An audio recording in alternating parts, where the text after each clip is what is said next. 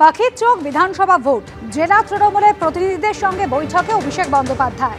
ক্যামাক স্ট্রিটের অফিসে সাংগঠনিক বৈঠকে অভিষেক বন্দ্যোপাধ্যায়। প্রথমে পশ্চিম বর্ধমানের প্রতিনিধিদের সঙ্গে বৈঠক, এরপর কৃষ্ণনগর জেলা তৃণমূলের সঙ্গে বৈঠক অভিষেক বন্দ্যোপাধ্যায়।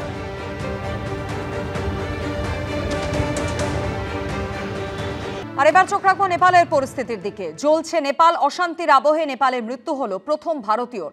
উত্তরপ্রদেশের গাজিয়াবাদের বাসিন্দা রামবীর তার স্ত্রীকে নিয়ে নেপালে ঘুরতে গেছিলেন। মঙ্গলবার যে হোটেলে তারা উঠেছিলেন সেখানে আগুন ধরিয়ে দেয় বিক্ষোভকারীরা। প্রাণ ভয়ে হোটেল থেকে ঝাঁপ দেন ওই দম্পতি, মৃত্যু হয় স্ত্রীর। এই ছবি বলে দেয় নেপালে এতদিন কি চলেছে, আর তার জেরে রাজনীতিবিদদের ওপর যুব প্রজন্মের এত ক্ষোভ যে তাঁদের এভাবে হেলিকপ্টারে চেপে পালাতে হচ্ছে।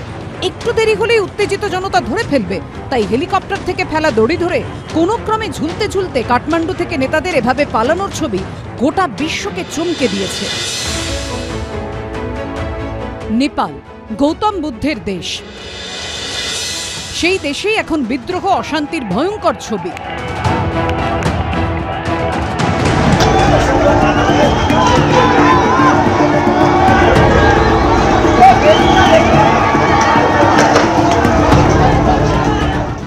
আর এই অশান্তির আবহে এবার নেপালে মৃত্যু হলো প্রথম ভারতীয়র। উত্তরপ্রদেশের গাজিয়াবাদের বাসিন্দা রামবীর তাঁর স্ত্রীকে নিয়ে নেপালে ঘুরতে গিয়েছিলেন। নেপালে চলা অশান্তির বিষয়ে তাঁদের কিছুই জানা ছিল না। এই দম্পতি যে হোটেলে ছিলেন, মঙ্গলবার রাতে সেখানে আগুন ধরিয়ে দেয় বিক্ষোভকারীরা। প্রাণ ভয়ে হোটেলের 4 তলা থেকে লাফ দেন দুজনে। স্বামী স্ত্রী দুজনেই আহত হন। পরে হাসপাতালে স্ত্রীর মৃত্যু হয়। 9 तारीख की रात को 12 बजे हमें पता चला था कि होटल में आग लगा दी, जिससे पूरा होटल खाक हो गया। हाँ, बिछड़ गए थे, वो अलग अलग हो गए। अगर वो साथ होते तो मेरी माता जी इस दुनिया में रहती। নেপাল ভারতের পাশের দেশ, যে সীমান্ত আবার পুরোটাই খোলা, পাসপোর্ট ছাড়াই এপার ওপার করা যায়। পশ্চিমবঙ্গের সঙ্গেও নেপালের প্রায় 100 কিলোমিটার সীমান্ত রয়েছে। এই পরিস্থিতিতে আতঙ্ক বাড়িয়েছে নেপালের বিভিন্ন জেল ভেঙে প্রায় 15,000 কয়েদির পালানোর খবর।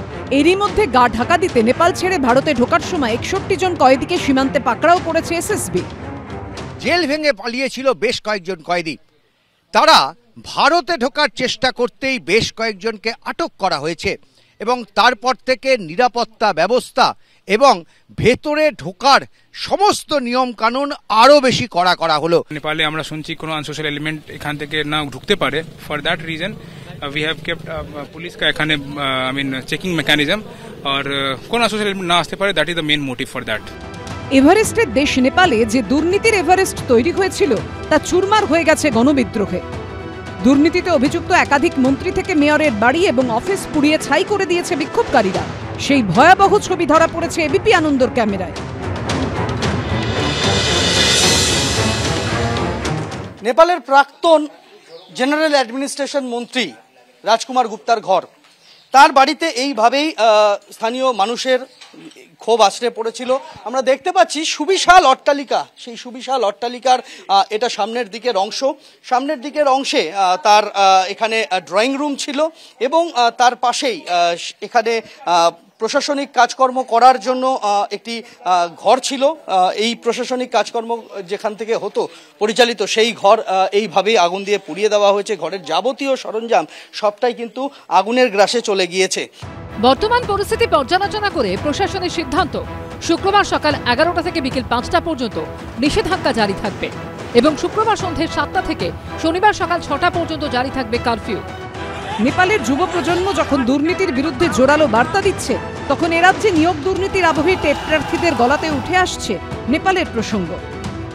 মাননীয় মুখ্যমন্ত্রী এটাই বলবেন, নেপাল থেকে শিক্ষা নিন, 50,000 নিয়োগ দিন। এদিকে নেপালে অন্তর্বর্তী সরকারের প্রধান কে হবেন তা নিয়ে এখনো জল্পনা চলছে।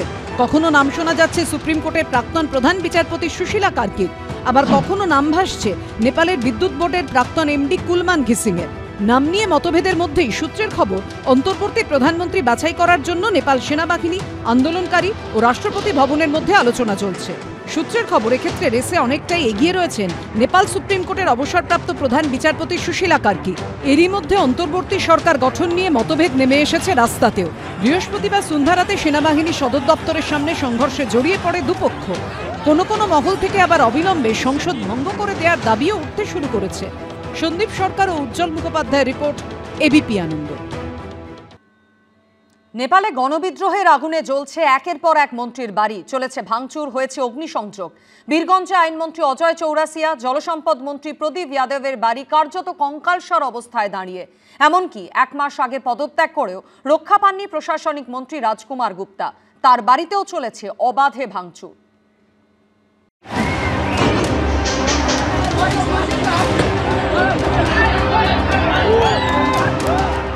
নেপাল জুড়ে আন্দোলনকারীদের ক্ষোভ মূলত আছড়ে পড়েছে রাজনীতিবিদদের উপর। প্রধানমন্ত্রী, রাষ্ট্রপতি, প্রাক্তন প্রধানমন্ত্রী, উপপ্রধানমন্ত্রী, বিদেশমন্ত্রী, আরও এরকম একাধিক মন্ত্রীর উপর।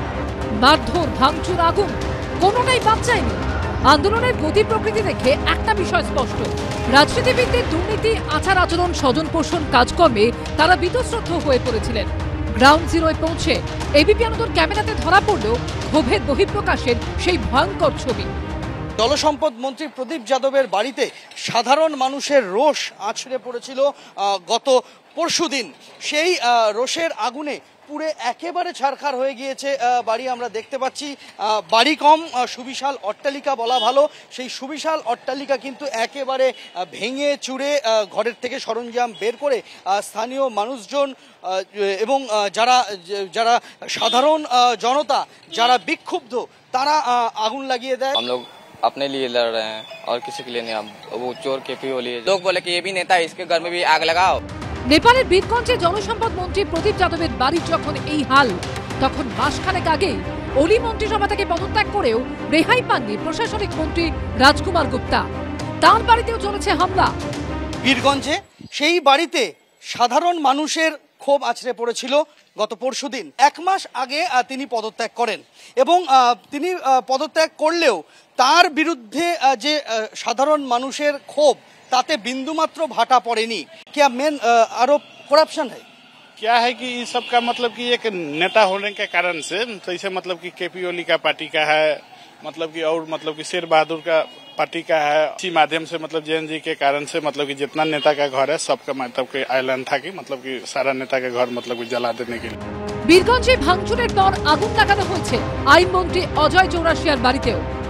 যে বাড়ি একসময় রাজনৈতিক নেতাকর্মীদের ভিড়ে গমগম করত, আজকে সেই বাড়ি এই রকম ধ্বংসস্তূপের চেহারা নিয়ে দাঁড়িয়ে রয়েছে।